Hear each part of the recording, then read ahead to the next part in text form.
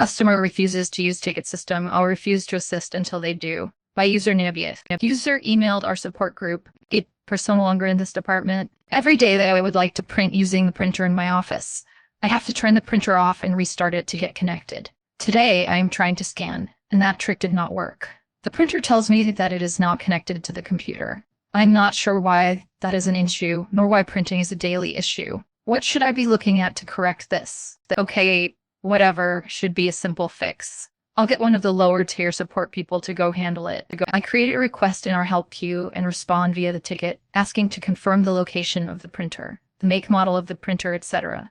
We only use Dell Apple computers. Hi user, just to confirm, this is the Canon printer in the location. Can you please provide us with the service tag number of your computer? It would be located on a black sticker and is approximately 7 characters in length. Thanks. Yeah. Instead of clicking the button in the notification email to open up the queue and chat box, they deleted the default to address and put in my own personal email. An email that is essentially an abandoned inbox. I just so happened to notice it when signing into that account. It is the Canon printer in a location, and there's no black service tag. I respond via email that this will be the only communication from me via this channel, and I explain how to properly use the ticket system. Hi user, if responding via email, please do not change who the email goes to. It will automatically add your reply to our request queue, so our entire team is able to see your response. I do not regularly check this inbox, so I sometimes will miss messages that come to it.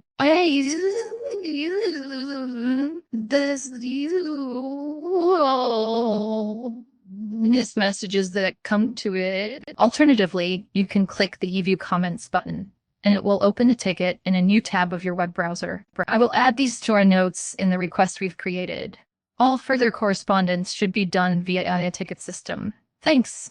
Yep. Sure enough, 5 minutes later, and we have another email in the same abandoned inbox. Yep, understood, but I prefer dealing with a person. That way I know that someone is responsible. Like, if anything, the ticketing system keeps us more responsible as it allows the entire team to stay caught up on a ticket so they can pick it up if necessary.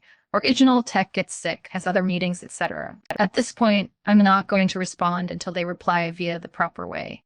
They've used the system before. What are we even paying you for? By user, itv. This was probably the most unhinged user I've ever had the joy of supporting.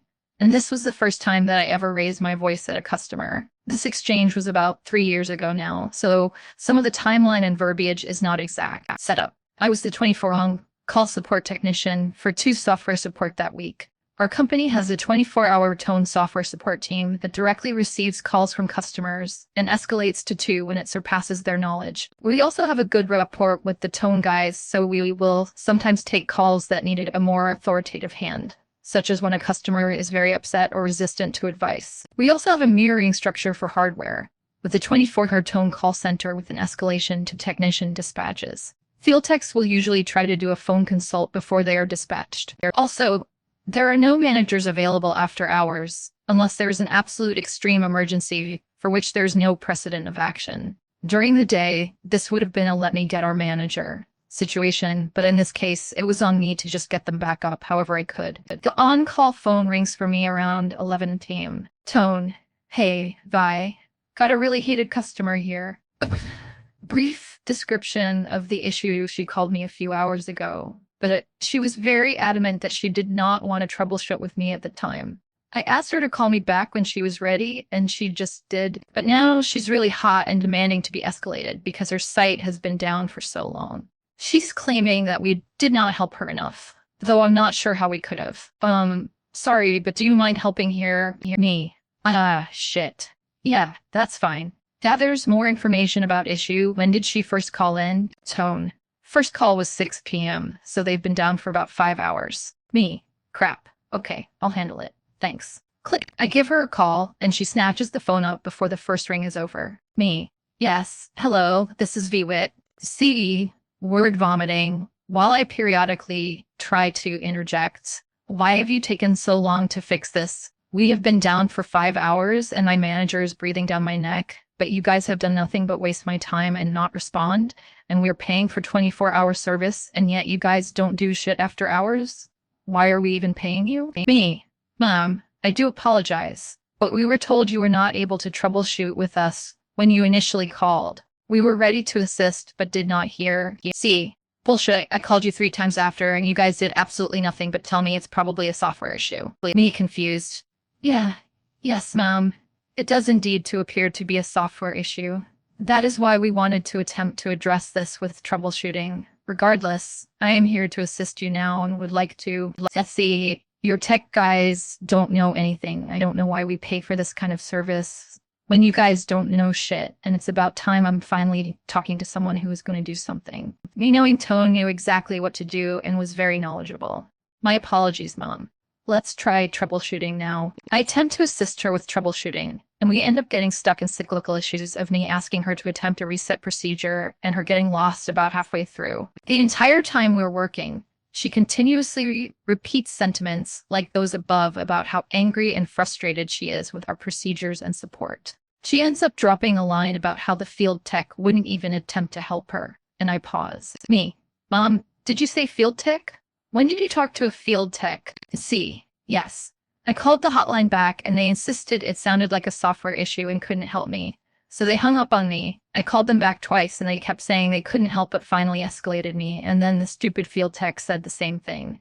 2 hours wasted? May light bulb moment. Mom, did you call the hardware hotline? C. Well, yes, I called the other hotline because the first hotline wouldn't help me and never called me back. I waited for hours and they never called. Me. Mom, they asked you to call back when you were ready. C. Well, they should have called me back, so I called the other one, and they wasted my time by asking me to do stuff on the machine that didn't even fix it. And her manager apparently comes down at this point to check on her, so she puts me on speakerphone. We are clicks away from resolving the issue, so I try to drop the issue of who called who. But apparently for her, she now has to double down on trying to throw us under the bus. As I begin talking, she starts ranting over me. At first, I let it go, but it started to seem intentional. There would be a pause, so I would start providing instructions. As soon as I started speaking, she would cut in over me talking about how incompetent we all are. For the first time at this job, I start to raise my voice. The customers' complaints were essentially a non-stop stream of consciousness rant that I tried to talk through with the manager occasionally interjecting. The below exchange occurred with all parties overlapping. Me. Mom, would you please try to do this troubleshooting step I am asking? All I need is for you to click. The CA finally addresses me. Now, look here, I am done with this nonsense, and I still cannot believe you have allowed us to be down for so long. Me. I just need you to click final options, and we will be done. C. No. See, this is ridiculous, because we are paying you guys to support us, and your stupid tech manager. You said to click this, correct? I can... Me. Yes. Please, click that. And the previous technician was very competent, but you did not call. FC, we have been down because your support can't figure out how to... Manager. Okay, thank me. We have been supporting you this entire time, but we cannot support you when you do not do... C. Why are we even paying you 24-hour support if you don't support us after hours? Me. Mom, it is almost on him in the morning. We are literally supporting you after hours right this very second. See, you know what I mean? Me. I really do not. Now is your system working or... I can't believe that. Me. Is the system online? See, how dare you interrupt? Manager with a faint hint of levity. Thank you very much, company tech support. We are good to go now. You've been great. Have a good evening. Click. I later confirmed with hardware Tone that she had indeed called them yelling about why her software was still down. They did everything they could to get her to call software Tone, but finally relented to let the tech take over and confirm she was using the wrong channels. Never had I seen someone so happy. By user the Doom Knight, I used to work for a satellite television service company as an in-home technician. One day, I went to an elderly gentleman's home to fix his television service. We talked for a while, and he even showed me his Game Boy Pocket, in excellent condition, with Tetris and Link's Awakening. He said he played it often to help keep his fingers nimble and his mind sharp. As a gamer myself, I thought this was really cool and impressed he kept it in such great condition all these years. After I fixed his issue, I noticed a box with some unusual earbuds. They looked like hearing aids, and asked him about it. He said he has difficulty with his hearing, and those were designed to help with hearing the TV, but he had them for 2 years and never was able to get them working. I asked if I could try and he said, sure. After some tinkering, I asked him to put them on. His face just lit up and said he could hear the TV. The look of pure elation on his face moved even my old, craggy heart. He was so thankful he tried to give me his Game Boy and games as a reward.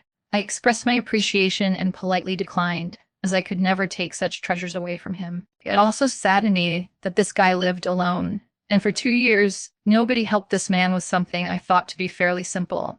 But I'm glad he now can hear his TV clearly. Why do escalations have to be like pulling teeth? By user TV, I'll be honest that this is more going to be a rant to get out some of my frustrations. But I feel like this is not a unique experience, so others might commiserate. Backstory. I am a level 2 support technician for a company. Specific software. Below us is the center team. That takes calls and handles all hardware that doesn't require a physical tech.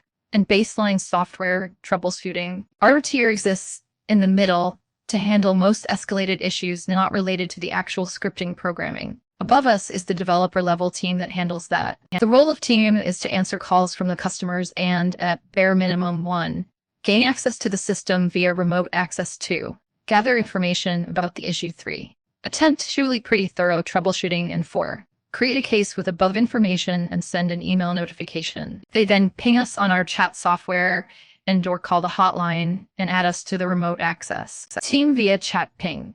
We have an immediate escalation. It describes a network issue which can only occur if the customer changes their security or network settings, affects multiple PCs and one server. Me. Checks case because we haven't gotten an email. Case. Has no info of steps done other than customer reporting nothing has changed. Me. Hey, team. What about basic troubleshooting? Step 1. Internal issue. Team. Customer claims nothing was changed. Me. Okay. Then what about the basic troubleshooting? Step 2. Customer issue. Team. We asked them to check step 2, but they won't because nothing changed. Me. All right. Did you remote in to verify step 1 and 2? Team. The customer says nothing changed, and one related task is still working. Me. Well, if nothing changed, then this wouldn't be broken now. An unrelated task does not mean nothing changed. Team. Oh, goes radio silent, email. Finally arrives. Still has no info. Me. Boss. Manager of both teams. Can you clarify if team needs to troubleshoot this? Others on team have at least done step 1 and 2 before. Boss. I guess team member doesn't know how to do step 1 and 2. Just log in and deal with it. Me. Okay. Team, do we have remote connection to the CCs? Team. No. Me. Great. Can you at least add me into the server connection that you are hosting so I can start working on this? Team. 30 minutes of silence. Customer. Sends rising temp email with concerns on why our tier has not joined their group call. Me. Has not received invitation or notice from team that there's even a group call existing. Boss. V. Why have you not joined the call? Forwards customer email that we were not included on. Team. Finally adds me into the server. Me. Throws laptop out the window, connects to server and call, checks troubleshooting step 2, confirms issue is at step 2. Customer issue. Takes screenshot, sends to customer relents, customer resolves issue. Between lack of info from team customer pushback and boss pressure, this was 50x more hectic than it needed to be. The useless ones. By user incog 473, working in an SB, and one thing that pisses me off the most is when you take over a client that has internal its staff. And there is this one minion among them that behave just as end users, complaining about what's not working and never doing the basic troubleshooting steps or offering solutions. Imagine getting call from said minion, camera dropped off the network. Me. Can you check the Ethernet connection? Internal it. Complains about having to check it. Mentions having to contact camera vendor that installed it. Blames it on changes I remotely made. Day 2. Me. Did you check the Ethernet connection? Day 3. Me. Did you check the Ethernet connection? Day 4. Internal it.